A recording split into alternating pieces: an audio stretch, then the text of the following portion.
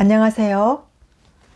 저의 강의를 들어주시는 우리 구독자 여러분, 감사합니다. 오늘 벌써 제가 유튜브 채널을 시작한 지 한 달이 되었습니다.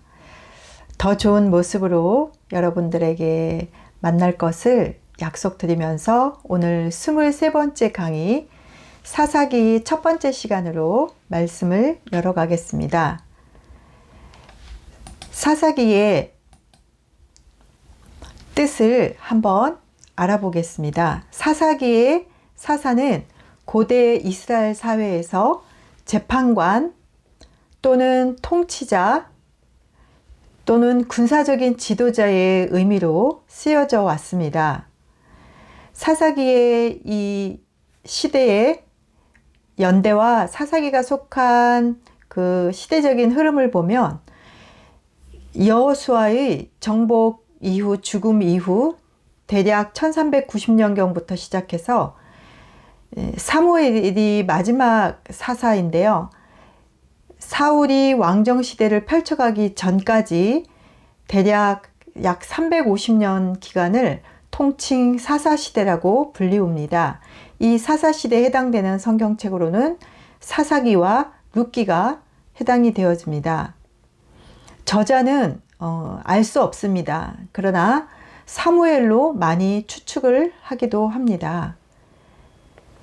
사사기의 내용은 여호수아 정복 때에는 그 가나안 땅들을 정말 통쾌하게 그 전쟁에 승리해가는 이야기였지만 이 사사기는 이스라엘 주변 그 족속이 침입하고 압제하고 그로 말미암아 시달림을 받고 있는 가운데 있었습니다. 근데 그것은 바로 그들이 하나님을 버리고 가나안 족속과 왕래하고 우상을 숭배함으로써 징계받은 결과인 거죠.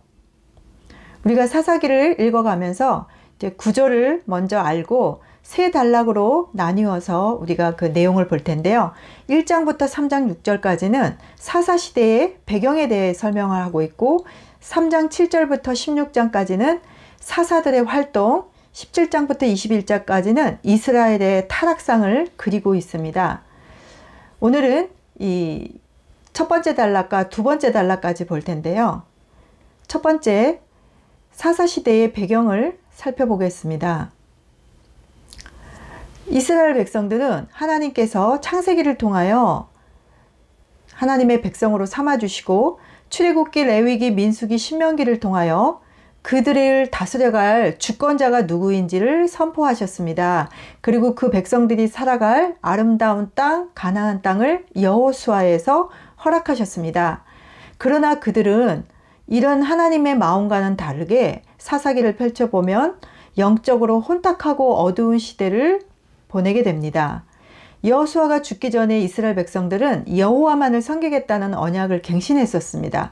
그러나 여호수아가 죽자마자 그들은 바로 350년간의 어두운 영적인 암흑의 시대로 들어가게 됩니다. 그래서 사사기의 주제는 이렇게 말을 하고 있습니다. 그들이 여호와를 버리고 바알과 아스다롯을 섬겼다. 그래서 그들이 범죄했다라고 사사기 2장 13절에서 말하고 있습니다. 그리고 그들은 이런 범죄로 말미암아 하나님은 진노하시고 그들을 노력하는 자의 손에 넘겨줘서 그들이 대적자에 팔려가게 되는 신세가 됩니다. 하나님의 심판에 매인 거죠. 그들이 이 하나님의 진노 앞에 부르짖고 울며 회개할 때 하나님께서는 그들의 간구를 들어주시고 이제 사사들을 통하여 그들을 구원하게 되십니다. 그러나 그것도 잠시 그들은 더욱더 타락하여지고 다른 신들을 따라 섬김으로 그들의 행위는 패역하게 되었습니다. 그리하여 그들은 다시 압제당하게 됩니다. 이런 범죄와 진노와 강구와 구원과 압제의 이 악순환들이 7번이나 반복되어져서 사사기에 기록되어 있습니다. 이 가나안 족속에 어떤 족속들이 거주를 하고 있었는지 한번 볼까요? 가나안 땅은 이미 가나안의 이방신들을 섬기는 가나안 족속들이 살고 있었죠. 그들을 온전히 쫓아내야만 했었던 거죠. 가나안 족속, 헷 족속, 아모리 족속, 브리스 족속, 히위 족속, 여부스 족속, 기르가스 족속 이렇게 7개가 가나안의 대표적인 족속이고요. 블레셋 족속, 겐 족속, 뭐 그 외의 족속들도 꽤 있었죠. 1장은 이스라엘 사람들이 이 가나안인들을 완전히 정복하지 못한 군사적인 실패를 얘기하고 있습니다. 첫 번째로 유다는 철병과 골짜기 주민을 쫓아내지 못했다고 했고, 베냐민은 이 여부스를, 므낫세는 무깃도를, 에브라임은 겟셀을, 스불론은 기드론과 나할로를, 아셀은 악고를, 납달리는 베세메스를, 다는 아모리 족속을 쫓아내지 못했다라고 말을 하고 있습니다.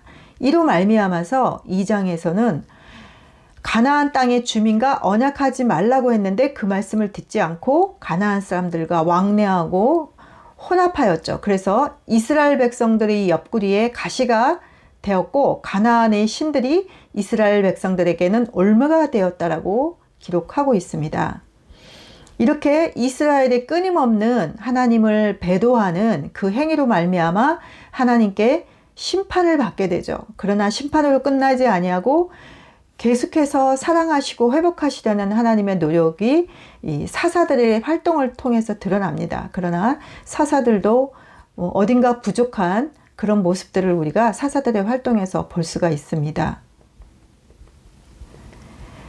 2장 20절부터 3장 4절에는 이렇게 완전히 쫓아내지 않고 대적들이 남아있는 것에 대해서 그것은 하나님께서 이스라엘 백성들을 징계하시고 하나님을 향한 그들의 충성심을 시험하기 위한 도구로 사용하시려고 남겨두었다라고 말을 하고 있습니다. 하나님은 이방 족속들과의 결혼을 금했지만 이스라엘은 이방 족속들과 결혼을 함으로써 그들은 점점 그들이 섬기는 신들을 섬기고 우상숭배가 더해졌습니다. 3장 7절부터 16절까지 7번의 반복적인 악순환에 대하여 하나님께서 사사들을 사용하시는 사사들의 활동이 나오게 됩니다. 사사들을 살펴보면 12명의 사사들이 등장을 하게 됩니다.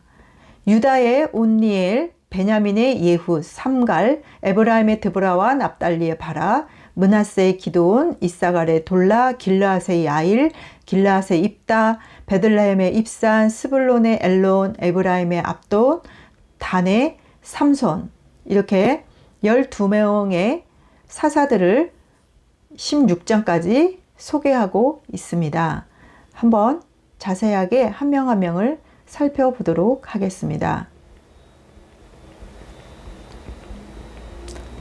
온니엘은 메소포타미아 왕 구산 리사다임을 멸절하게 됩니다. 이 메소포타미아 왕은 8년 동안이나 이스라엘을 학대해 왔습니다.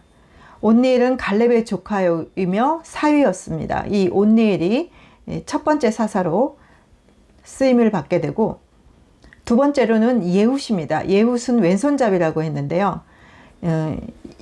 이때의 대적은 모압입니다. 그래서 모압 왕 에글론을 에훗이 죽이는 사사로 쓰임을 받게 됩니다. 이로 말미암아 80년 동안 이스라엘은 평화를 누릴 수 있었다라고 예훗을 두 번째 사사로 소개를 하고 세 번째는 삼갈입니다. 이때의 대적은 블레셋입니다. 삼갈을 통하여서 블레셋 사람 600명을 쳐 죽였습니다. 네 번째 사사는 드보라입니다. 여성 사사인데요. 예훗이 세상을 떠난 후에 이스라엘 백성들이 다시 하나님을 떠나게 됩니다. 그래서 하나님께서는 이 하솔을 대적자로 사용하십니다. 20년 동안이나 이스라엘을 학대했다라고 했습니다. 이에 드보라를 일으키셔서 드보라와 바락이 협력하여서 스불론과 납달리 지파에게서 1만 명을 게데스에 모읍니다. 그리하여서 길보산 주변에서 시스라 군대를 전멸시키는 통쾌한 전쟁의 승리 이야기가 4장 15절부터 16절에 나오게 됩니다. 이때 이 시스라 장군은 겐 여인의 야엘 장막에서 죽임을 당하게 됩니다. 이래서 가나안인을 이기게 되죠. 그리하여 5장에는 이 여성 사사 드보라가 하나님을 찬양하는 드보라의 노래가 기록되어 있습니다. 6장부터 9장까지는 비교적 분량이 많은 기드온입니다. 여기서 잠깐 어떤 사사는 분량이 한 줄, 두 줄도 있고 짧고 어떤 사사는 좀 내용이 길고 기록 분량이 좀 많습니다. 그래서 이렇게 내용 분량이 작은 사사들은 소사사라고 하고 이제 드보라나 기드온이나 삼손 같은 사람은 좀 분량이 많아요. 그래서 대사사라고 하게 됩니다. 기드온 때에 이스라엘의 이 범죄가 계속해서 심화되는 것을 볼 수 있습니다. 이때 하나님께서 대적을 일으키시는데 바로 미디안 족속을 사용하십니다. 이 미디안 족속은 아말렉 군대와 함께 사해의 남동쪽으로부터 온 사막 족속이었습니다. 7년 동안이나 이 미디안 족속에게 학대를 받고 있는 이때에 이제 하나님께서 기드온을 통하여서 이스라엘 백성을 그 대적의 손에서 구하고자 합니다. 포도주 틀에서 밀을 타작하던 기드온에게 여호와의 사자가 나타나서 그를 용사로 쓰겠다고 하는데 기드온은 자신이 미약하고 자신이 겁장이고 자신이 부족한 걸 알았기에 하나님께 표적의 기도를 합니다. 즉 하나님께 정말 자기를 용사로 부를 거면 표적을 보여달라고 합니다. 그래서 예를 들면 양털 주변에만 이슬이 내리게 해달라든지 반대로 양털에만 이슬이 내리게 해달라고 이런 기도를 통해서 하나님의 능력을 보고 이제 기드온은 하나님께 사사로 부름을 받게 됩니다. 이 기드온에 대한 하나님의 전쟁 이야기가 몇 개가 기록이 되어 있는데요. 먼저는 미디안 전쟁에서 이제 대승을 하게 되는데 32,000명의 군대가 모였지만 하나님께서는 두려워 떠는 사람을 돌려보내서 10,000명만 남기게 한 후에 그 10,000명 중에서도 물을 손으로 입에다 대고 핥아먹는 자만 300명 남김으로써 단 300명만 가지고 미디안의 전쟁을 이기게 합니다. 그때 기드온이 왜 이렇게 작은 숫자만 남기냐고 했을 때 하나님은 사람들이 내가 잘해서 이렇게 전쟁을 이겼다라고 자랑할까봐 하나님의 능력을 보여주시기 위해서 이렇게 소수의 인원만 남겼다라는 말씀을 하게 됩니다. 또 기드온은 밤에 꿈을 통하여서 또 하나님이 전쟁을 이기게 하는데 특별한 방법을 또 예견케 합니다. 나팔을 불고 빈 항아리를 들고 가서 그 빈 항아리를 깨고 횃불을 들고 여호와와 기드온의 칼이여라고 외치면서 싸웁니다. 적들은 서로가 서로를 죽이고 그렇게 전쟁을 이기게 하는 여호와께서 싸우시는 전쟁의 얘기가 또 기록이 되어 있습니다. 이런 기드온의 미디안의 대승리를 통하여 사람들은 기드온에게 왕이 되어달라고 합니다. 그러나 기드온은 여호와만이 왕이시다라는 사실을 이야기하면서 거부를 하게 됩니다. 이쯤에서 우리는 기드온이 역시라는 어떤 믿음의 그런 마음을 볼 수 있었던 것 같은데 곧바로 그 뒤에 내용을 읽어보면 그러나 기드온은 왕이 되어달라는 거인 거부했지만 그들에게 금을 달라고 해서 그 금으로 에봇을 만들어서 오브라에 두고 결국은 그것을 우상 숭배하게 되고 백성들까지도 그 우상을 섬기게 되는 그런 꼴이 되어지고 맙니다. 기드온은 사사로 있으면서 한 40년 동안의 평화를 누리게 되는데요. 그래서 기드온에 대한 평가는 좀 다릅니다. 그래서 기드온이 영웅인가? 영웅이 아니다 라는 각각의 찬반의 의견들이 있습니다. 기드온에게 아들이 있었는데요. 첩에게서 난 아들이 있었는데 아비멜렉이라는 사람입니다. 바로 이 8장 33절부터 9장까지는 이 아비멜렉의 반역 사건 이야기가 기록되어 있습니다. 아비멜렉은 하나님이 허락 없으시는데도 자기의 생각으로 스스로가 왕이 되려고 해서 이복 동생들 70명을 다 죽입니다. 막내 아들 요담만 겨우 살아 도망하게 되는데요. 세겜에서 혼자 3년 동안 백성들을 다스리며 자칭 왕 노릇을 하게 되고 결국 아비멜렉은 한 여인이 던진 맷돌 윗짝에 맞아서 두개골이 깨지면서 죽음을 맞이하게 됩니다. 10장에는 돌라의 이야기가 있습니다. 이사갈 지파 출신이었고 그는 23년간 사사로 섬겼다라고 짤막하게 기록을 하고 있습니다. 야일에 대해서는 22년간 길앗 동편 지파의 사사로 섬겼다라는 정보 외에는 다른 기록은 없습니다. 10장 6절부터 12장 7절까지 좀 분량이 많은 사사네요. 입다에 대한 이야기가 기록되어 있습니다. 이스라엘이 계속해서 범죄를 짓습니다. 가나안의 신들뿐만이 아니라 그 주위 나라의 신들까지도 섬겼다라고 얘기를 합니다. 이런 이스라엘의 범죄에 대하여 하나님이 또 대적자를 일으키시는데 서편의 블레셋 족속과 동편의 암몬 족속을 대적자로 일으키십니다. 그래서 암몬 족속이 18년 동안이나 이스라엘을 괴롭힙니다. 이에 길르앗의 사람들이 입다를 찾아와서 지도자가 되어줄 것을 요청하게 됩니다. 입다는 기생의 아들이었는데요. 그래서 입다는 자신이 이 전쟁에서 이겨주면 자신을 이렇게 또 지도자로 세워주겠다는 말에 암몬 족속을 찾아가서 협상을 요구하지만 결렬됩니다.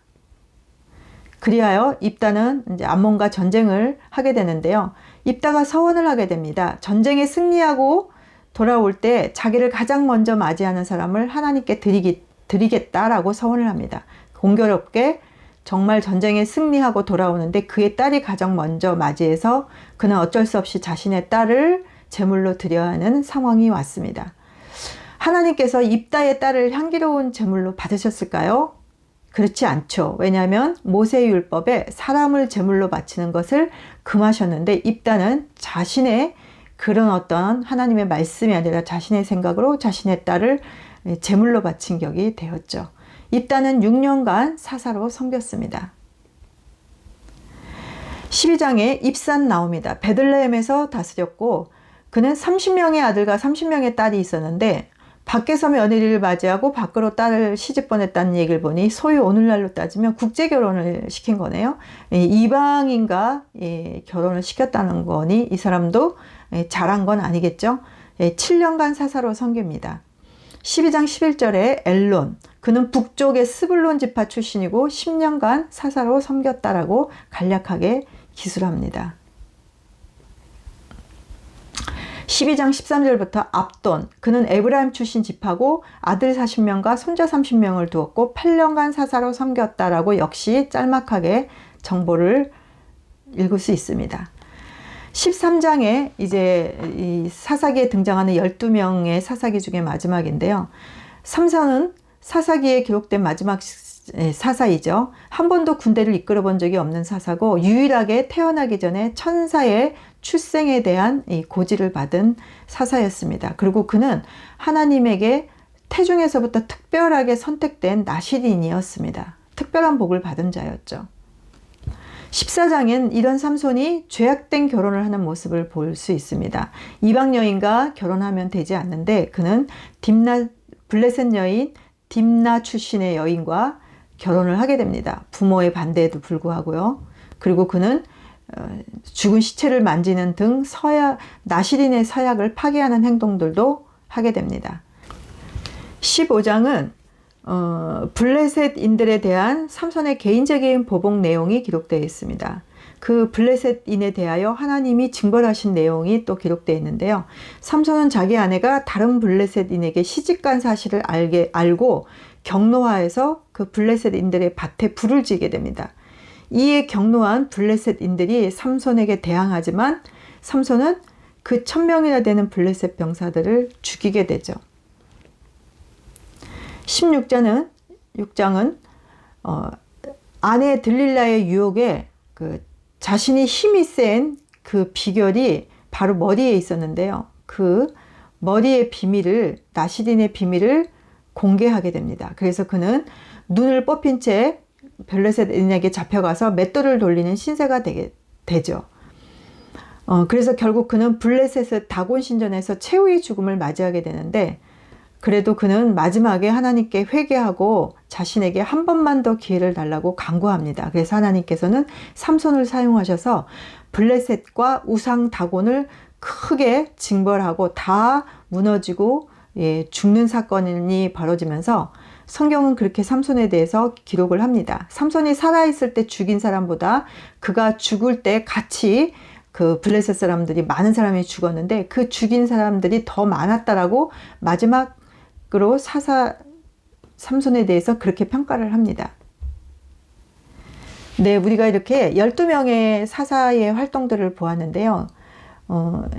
끊임없이 반복하는 이스라엘 백성들의 그 나약한 모습, 자기들이 이렇게 위기가 오면 하나님께 또 기도하고 간구하고, 그랬다가 하나님께서 또 회복시켜 주시면 다시 또 본래의 모습으로 돌아가는 그런 나약하고 이기적인 모습들을 보면서 혹시 우리들의 모습은 아닐까라는 질문을 저도 제 자신에게 해봅니다. 우리가 사사를 본 것처럼 하나님의 사사들의 모습은 각각 다 약점이 있었습니다. 사실 정말 이 사람 훌륭해 라고 우리가 느낄 만한 사사들은 없었죠. 아쉽게도. 결국 이런 사사기에서 보여주는 사사의 모습들은 사람들로 하여금 그 시대의 그 이스라엘 사람들로 하여금 자신들도 다른 이방 나라처럼 뭔가 전쟁을 잘하는 이런 사사가 아닌 다른 왕들의 모습을 마음속에 갈망을 하게 됩니다. 그래서 결국은 왕정시대를 불러일으키는 하나의 또 계기가 되어진다는 것을 우리가 이제 사무엘을 읽게 되면서 우리가 또 그것을 또 알 수 있습니다. 오늘은 이렇게 저희들이 16장 삼손까지 보았습니다. 다음 시간에 17장부터 21장까지 마지막 부분과 룻기를 같이 보도록 하겠습니다. 오늘도 건강하시고 복된 날 되시고 다음 시간에 만나겠습니다. 감사합니다.